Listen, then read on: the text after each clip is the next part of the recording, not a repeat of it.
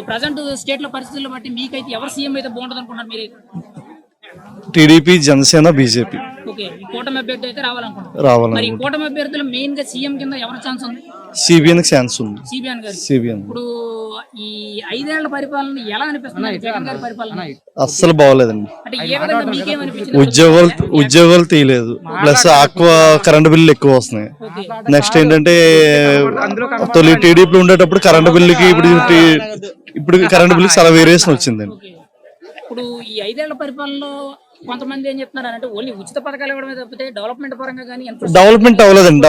ఏం డెవలప్మెంట్ లేదు, ఏ డెవలప్మెంట్ అసలు ఏం లేదు. ఓకే, ఇప్పుడు మీరు ఆక్వా రైతు అని చెప్తున్నారు కదా, అసలు ఆక్వా రైతులు మొన్న ఒక 1 year బ్యాక్ అనుకుంటా చాలా ప్రాబ్లమ్స్ ఫేస్ చేసాం. అంటే రేట్లు పెంచడం సంథింగ్ ఇవన్నీ కొన్ని ఈ రేట్లో అయితే మేము ఆక్వా అనేది చేయలేమండి. ఈ ప్రెజెంట్ ఈ రేట్లు కరెంట్ బిల్లుతో సహా నెక్స్ట్ ఫీడ్, మెడిసిన్ ఏ రేట్లు ఇంకా అసలు డౌన్ ఏం అవ్వలేదు. ఓకే, అది కరెంట్ బిల్లు మాత్రం నెల అయ్యేసరికి ఇన్ టైం కట్టేస్తుంది. ఇంకా ఓకే, ఇంతకు ముందు విద్యుత్ ఛార్జీలు ఎక్కువ ఉన్నాయి, ఇప్పుడు ఎక్కువ ఉన్నాయి. ఇప్పుడే ఎక్కువ ఉన్నాయండి, బాగా ఎక్కువ ఉన్నాయి. పెరిగి ఉండొచ్చండి. ఎకరాకు 10,000 ఎక్స్ట్రా ఉందండి ఇప్పుడు. ఓకే, ఇంతకు ముందు మీద ఇప్పుడు ఎకరాకు 10,000. అప్పుడు సిబిఎన్, అప్పుడు టీడీపీలో ఉండేటప్పుడు మేము చెరువులు చేసేటప్పుడు ఆ టైంలో సక్సెస్ అయ్యాం.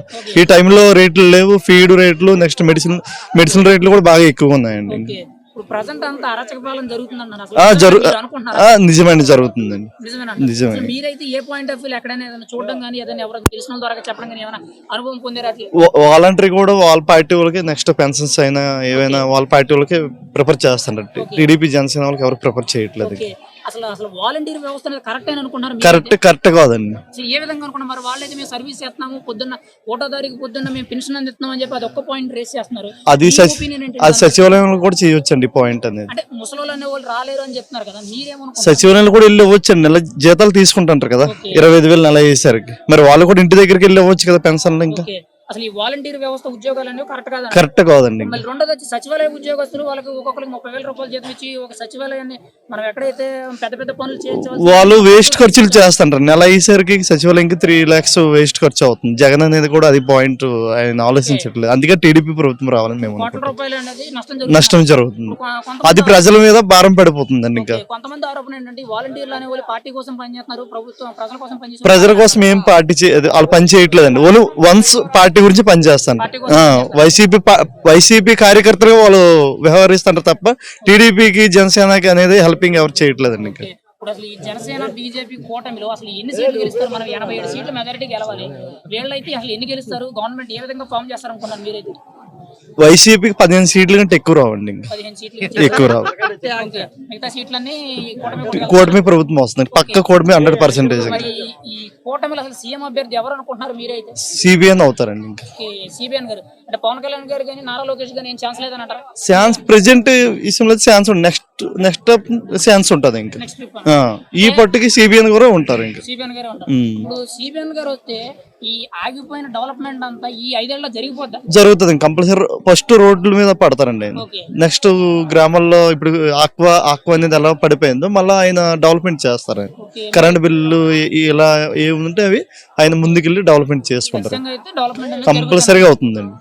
అదే వాటర్ గా ఒక క్వశ్చన్ నేను కామన్ మ్యాన్ గా మిమ్మల్ని అడుగుతున్నాను. నేను అసలు మీ క్యాపిటల్ ఏంటనేది, ఆంధ్ర క్యాపిటల్ ఏంటనేది అమరావతి అవ్వాలండి. రూల్ గా అమరావతి అవ్వాలని మీరు అనుకుంటున్నారు. కానీ ప్రెసిడెంట్ గవర్నమెంట్ ఉన్నది 3 రాజధానులు అని చెప్పి కన్సిడర్ చేస్తుంది. అది అసలు కరెక్ట్ నిర్ణయమేనా? ఆయన వైజాగ్ లో రుచికొండ ఆక్రమించుకుంటుండే తప్ప అమరావతిని ఎందుకు మెన్షన్ చేయాలి కంపల్సరీగా?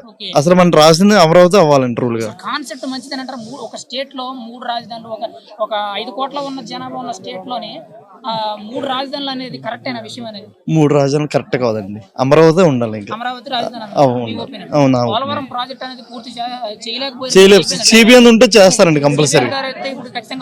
అవుద్ది, కంపల్సరీగా అవుతుంది. ఆయన సగం పనులు చేసి ఇప్పుడు ఈ ప్రభుత్వం ఏం చేయలేకపోయారండి. మీరైతే ఫైనల్ గా ఈ కూటమి అభ్యర్థికి వన్ సైడ్ సపోర్టా లేదంటే ఇంకా కన్ఫ్యూజన్ లో ఉన్నారా? నేను వన్ సైడ్ సపోర్ట్ అండి. ఇంకా వన్ సైడ్ సపోర్ట్. అది మీ తరపున అయితే 24 ఎలక్షన్లో ఓటు ఎవరికి?